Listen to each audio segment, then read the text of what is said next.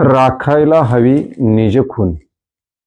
राखायला हवी निज खून. कलात्मक सौंदर्याचा उपजत संस्कार आणि मानव्य पूजणारी प्रज्ञा यांचा सुंदर मिलाप म्हणजे राखायला हवी निज खून. विशाखा पुरस्कार प्राप्त हा कविता संग्रह सरिता पवार यांचा आहे. राखायला हवी निज खून, माणसातील माणसाची त्यासाठी उद्ध्वस्त करायला हवेत माणूसपणाचा गळा घोटणारे अस्मितांचे क्रूर देव्हारे. त्यासाठी उद्ध्वस्त करायला हवेत माणूसपणाचा गळा घोटणारे अस्मितांचे क्रूर देव्हारे. इतकं परखड लिहिणारी ही कवयित्री मुळातच बालवयात ज्यावेळेस हातावरती चॉकलेट किंवा खाऊच्या गोळ्या ठेवल्या जातात त्या काळात आईवडिलांनी सरिता पवार यांच्या हातावरती पुस्तकं ठेवली आणि त्याच पुस्तकानं सरिताला विवेकी बनवलं. समाजाकडं बघत असताना डोळसपणे बघायला शिकवलं आणि त्यातूनच सरिताची कविता हळूहळू फुलत गेली. सामाजिक बांधिलकी जोपासण्याची एक वृत्ती तिच्यात अतिशय चांगल्या पद्धतीने डेव्हलप झाली. सामाजिक वास्तव उत्कटतेने टिपण्याची क्षमता निर्माण झाली.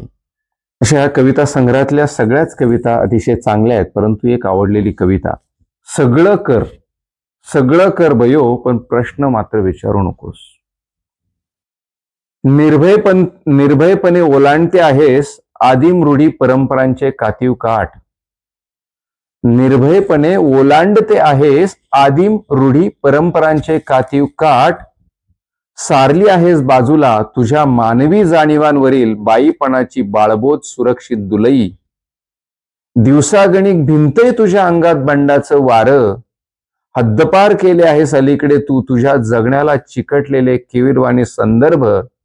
पण प्रत्येक धर्मग्रंथ युगानयुगे निक्षून सांगतोय तुला, पायाखालच्या उंबरठ्याचं भान विसरू नकोस. सगळं कर बयो पण प्रश्न विचारू नकोस. खरवडून टाकते आहे स्वतःवरील गच्च लिंपणाचे सनातनी कवच. वळणवेड्या अंधारलेल्या वाटांवरून सहज सुसाट धावतेस आजकाल.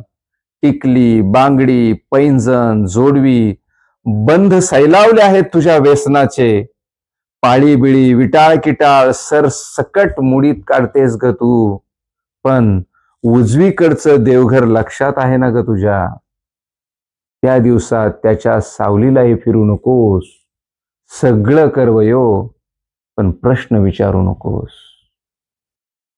व्हॉट्सअप, फेसबुकवरच्या भिंतीवर स्वतःची मोहक चित्रे रेखाटतेस अलीकडे. सोशल मीडियावर पाझरत राहतेस, वाहती राहतेस कधी संथ कधी अल्लड प्रवाहातून. कैक वर्षे रोखून धरलेला हुंदका सुद्धा मोकळा करतेस निसंकोच. स्वतःच्याही इच्छांची नोंद घेतेस हल्ली.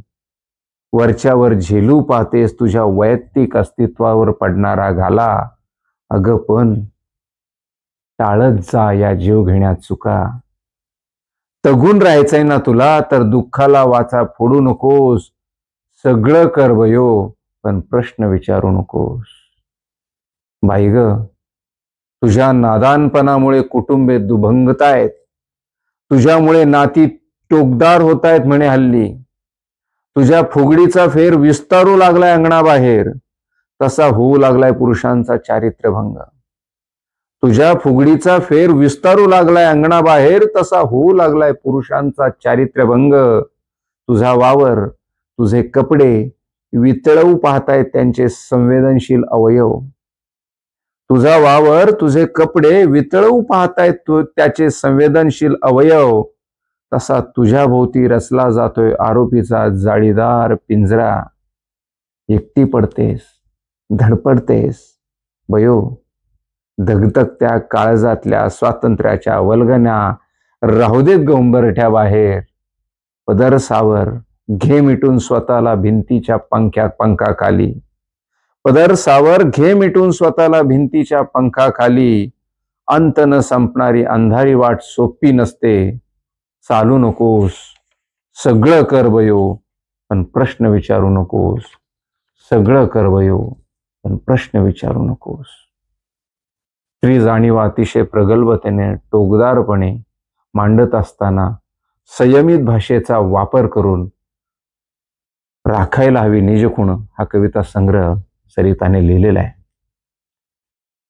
89व्या अखिल भारतीय संमेलनाचे माजी अध्यक्ष डॉक्टर श्रीपाल सबनीस सरांची अतिशय चांगली प्रस्तावना ह्या कविता संग्रहाला लाभलेली आहे. तसेच प्राध्यापक डॉक्टर संदीप सांगळे सरांचा ब्लर्ब सुद्धा ह्या कविता संग्रहाला लाभलेला आहे. त्यामुळे स्वातंत्र्य, समता, बंधुभाव जोपासत सातत्यानं साहित्यात मोलाची भर घालणाऱ्या सरिताच्या कविता आपण आवर्जून वाचल्या पाहिजेत. त्या चांगल्या वाचकांपर्यंत पोहोचवल्या पाहिजेत असं मला प्रामाणिकपणे वाटतं. कारण मुळात स्त्रिया लिहित नाहीत आणि ज्या लिहितात त्यांच्या पाठीशी आपण ठामपणे उभं राहिलं पाहिजे, जेणेकरून त्यातून प्रेरणा घेऊन अजूनही काही स्त्रिया लिहितील. स्त्रियांच्या प्रश्नांना वाचा फोडणारी एक स्त्री असेल तर ती वाचा, ते प्रश्न अधिक टोकदार होतात, त्या प्रश्नांना धार येते असं माझं प्रामाणिक मत आहे. कविता संग्रहासाठी खूप खूप शुभेच्छा. धन्यवाद.